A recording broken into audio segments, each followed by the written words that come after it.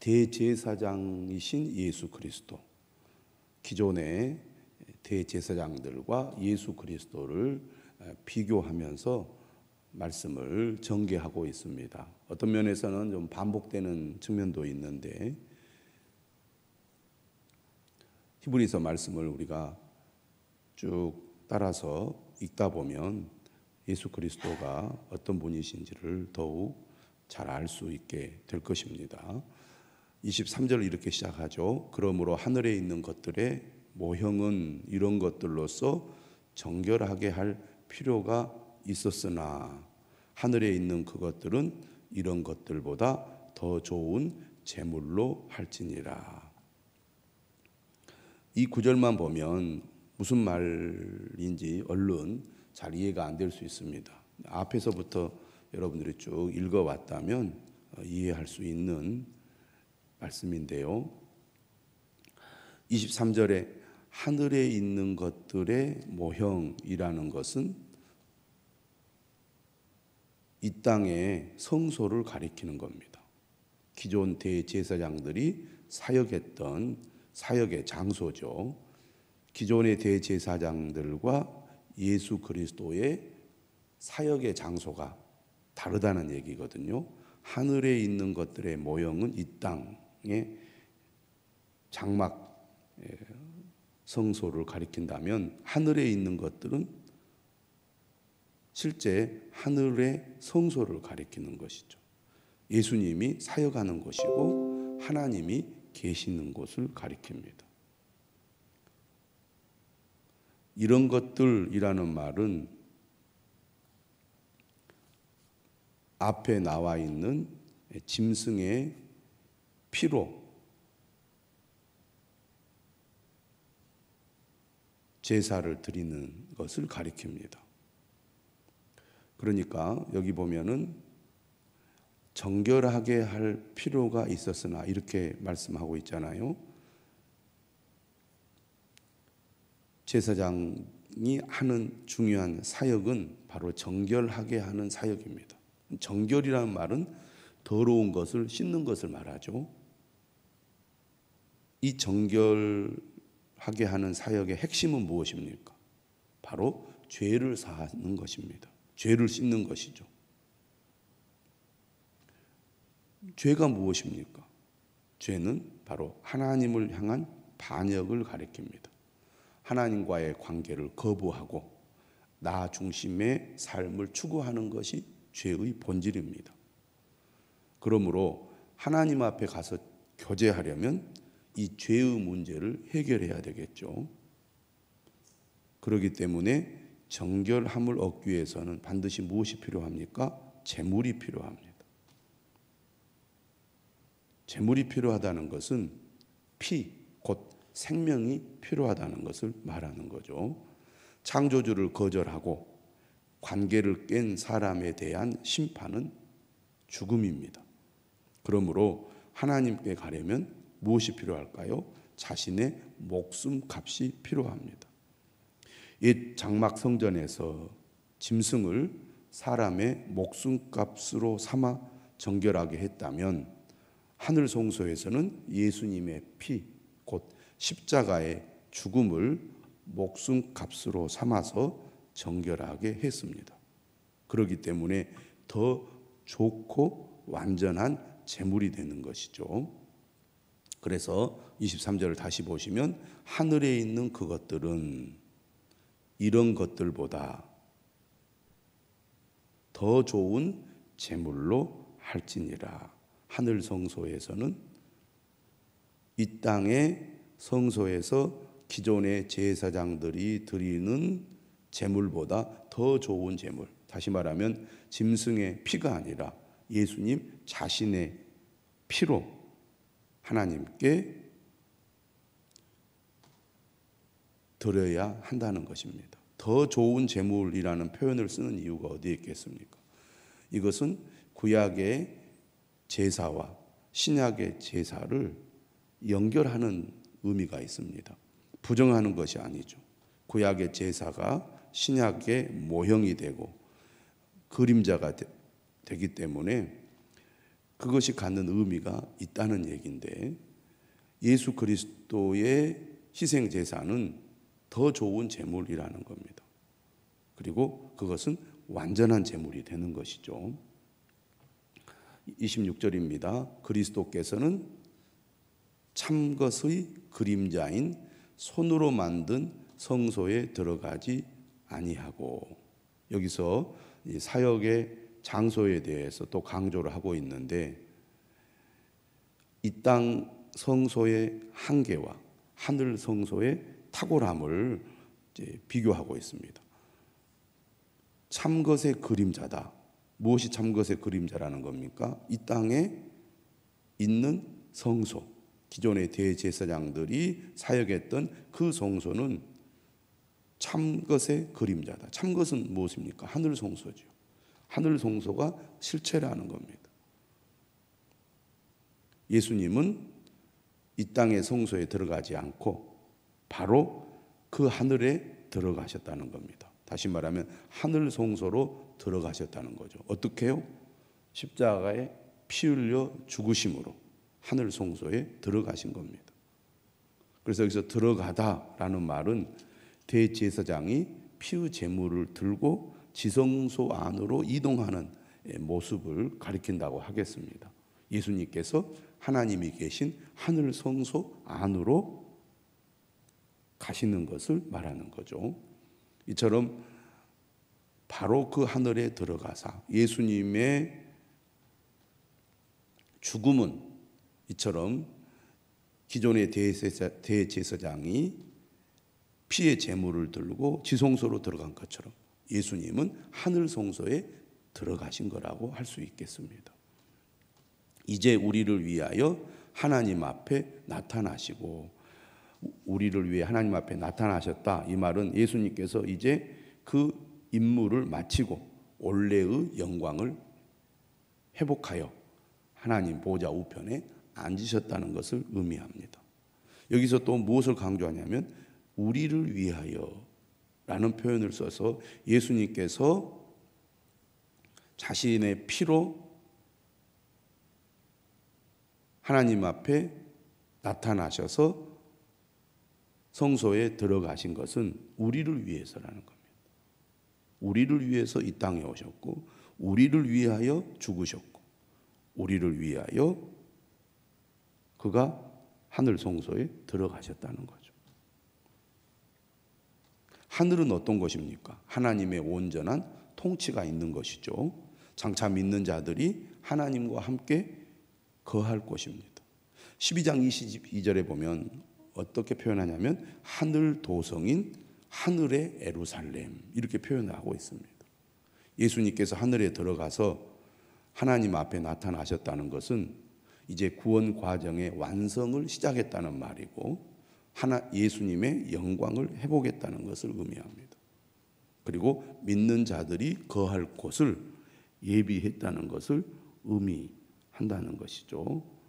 우리를 위하여, 아까도 말씀드렸지만 우리를 여기에서 첨가한 것은 성도들이 미래의 소망을 놓치지 않도록 하기 위해서 우리에게 이러한 은혜를 주셨는데 흔들리지 말고 끝까지 소망을 가지고 믿음 위에 견고히 서야 한다는 것입니다.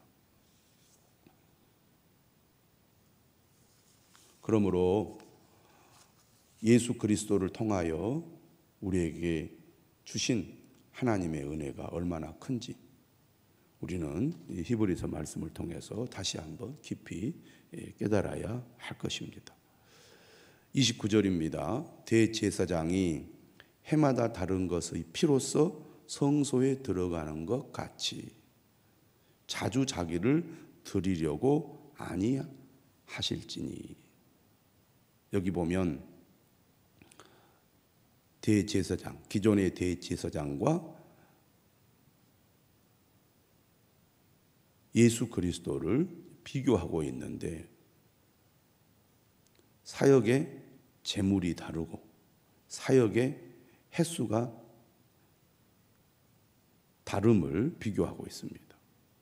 이 내용 역시 반복되는 내용입니다. 사역의 제물이 여기 보면 다른 것의 피 이렇게 돼 있잖아요.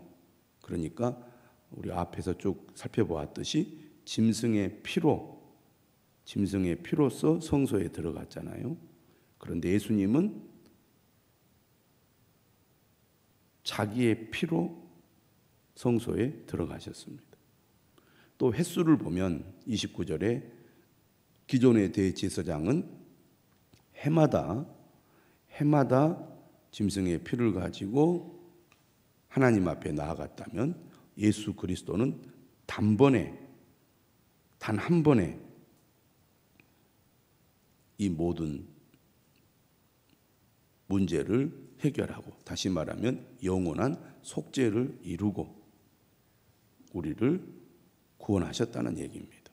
그래서 대제사장이 해마다 다른 것의 피로써 성소에 들어가는 것 같이 자주 자기를 드리려고 아니하실지니, 반복됐다는 거, 자주 자기를 예수님께서 드리려고 하지 않았다는 것은 구약의 제사는 불완전한 속죄라고 한다면 예수 그리스도의 속죄는 완전한 속죄다, 그런 의미입니다. 그래서 26절에 얘기하죠. 그리하면 그가 세상을 창조한 때부터 자주 고난을 받았어야 할 것이로되, 그렇지 않았잖아요. 단 한 번 십자가에 못 박혀 죽으심으로 모든 죄를 해결하셨다는 것은 그가 단번에 자신을 제물로 드려 죄를 없이 하게 되었기 때문이라는 거죠. 이제 자기를 단번에 제물로 드려 죄를 없이 하시려고 세상 끝에 나타나셨느니라. 자신이 친히 희생 제물이 되어서 단번에 하나님께 제물로 드림으로 죄를 없이 했다는 것입니다. 완전한 속죄요, 불완전한 제사가 아닌 영원한 속죄가 되었다는 것이죠. 그래서 세상 끝에 나타나셨느니라.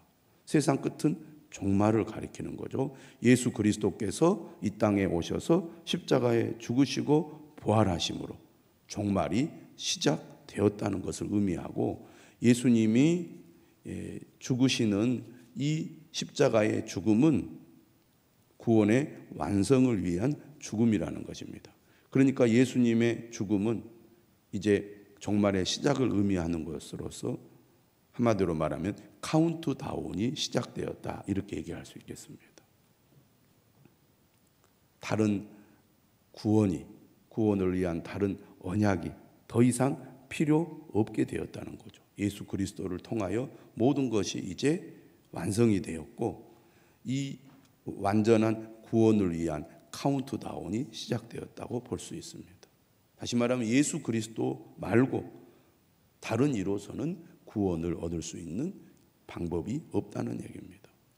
27절은 유명한 구절이죠. 한 번 죽는 것은 사람에게 정해진 것이요 그 후에는 심판이 있으리니. 그리스도인이라면 암송하고 있는 매우 중요한 구절입니다.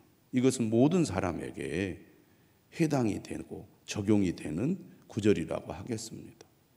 한 번 죽는 것은 사람에게 정해진 것이요. 인간이 하나님과의 관계를 깨뜨리고 죄를 범함으로 인간은 모두가 다 죽는 존재가 되었습니다. 오늘 이 땅에 태어나는 모든 사람은 다 죽게 되어 있죠. 저를 포함하여 여기에 계신 모든 분들에게 해당되는 말씀입니다. 한 번 죽는 것은 사람에게 정해진 것입니다. 오는 것은 순서가 있지만 가는 것은 순서가 없습니다. 죽음을 피할 수도 없고 언제 우리가 죽음에 이르게 될지 정확하게 알 수도 없습니다. 생명은 하나님의 것이고 하나님의 손에 달려있는 거죠. 돈이 많다고, 힘이 있다고, 지식이 있다고 죽음을 피할 수 있는 것은 아닙니다. 중요한 것은 죽음이 끝이 아니라는 거죠. 그 후에는 심판이 있다는 것입니다. 이것 또한 사람은 피할 수가 없습니다. 이 세상에서 우리가 아무리 노력하고 애를 써도 하나님의 심판을 피할 수 있는 것이 아니라는 것입니다. 많은 사람들이 이 사실을 망각하고 살아가는 경우가 많은데, 우리는 말씀을 통하여 다시 한번 우리가 어디에서 왔고 어디로 가는지를 분명히 알아야 되겠습니다. 27절 말씀만 보면 사실 절망적이죠. 그런데 하나님의 말씀은 우리에게 소망을 줍니다. 28절 얘기하죠. 이와 같이 그리스도도 많은 사람의 죄를 담당하시려고 단번에 들이신 바 되셨고, 예수 그리스도께서 많은 사람의 죄를 담당하시려고 단번에 들이셨기 때문에 우리는 심판을 받지 않고 구원을 받게 된다는 것입니다. 결국 심판은 죄 때문에 임하는 것인데, 예수 그리스도께서 우리의 죄를 대신 담당하심으로, 다시 말하면 자신을 희생 제물로 단번에 들이셨기 때문에 우리는 구원에 이르게 된다는 것입니다. 여기서 구원에 이른다는 것은 바로 구원의 완성을 가리키는 거죠. 과거의 구원, 현재의 구원, 미래의 구원, 이렇게 구원의 시점을 과거, 현재, 미래로 우리가 구분지어 이해를 한다면, 과거의 죄로부터 우리가 구원을 받았고, 현재의 삶 속에서 구원을 받고 있고, 미래에 우리는 완전한 구원에 이르게 될 것입니다. 이것을 교리적인 용어로 한다면 칭의, 성화, 영화의 우리가 과정 가운데 있다고 할 수가 있겠는데요. 예수 그리스도께서 완전하고 영원한 속죄 사역을 이루심으로 말미암아 우리가 이러한 은혜를 입게 된다는 것입니다. 그런데 오늘 마지막은 이렇게 말합니다. 구원에 이르게 하기 위하여, 다시 말하면 완전한 구원, 구원의 완성을 우리가 누리기 위해서 어떻게 하겠다고 말합니까? 죄와 상관없이 자기를 바라는 자들에게 두 번째 나타나시리라. 예수님께서 처음 이 땅에 오셔서 속죄 사역을 하셨던 것처럼 이제 두 번째 나타나서 구원을 완성할 거라는 것입니다. 예수님의 재림은 구원을 완성시키죠. 그래서 예수 그리스도를 믿고 따르는 사람, 다시 말하면 자기를 바라는 자들, 소망 가운데 믿음을 가지고 주님을 따르는 자들에게는 구원이, 끝내 이 구원을 거부하고 하나님을 거역하는 자들에게는 심판이 있을 거라는 겁니다. 죄와 상관없이 나타나신다는 것은 예수 그리스도께서 재림하실 때는 더 이상 죄 용서의 기회가 없다는 것을 의미합니다. 우리가 이 땅에 사는 동안 예수 그리스도를 믿고 구원을 받을 수 있는 기회가 주어지지, 예수 그리스도께서 다시 나타나실 때, 다시 말하면 우리가 이 땅을 떠나게 되면 더 이상 우리에게 기회가 주어지지 않는다는 것입니다. 오늘 말씀은 예수 그리스도께서 완전하고 영원한 속죄를 이루셔서 우리는 그 은혜로 구원에 이르게 된다는 것을 분명히 가르쳐주고 있습니다. 이 믿음, 이 소망을 가지고 살아가는 저와 여러분들이 되시기를 주님의 이름으로 축원합니다.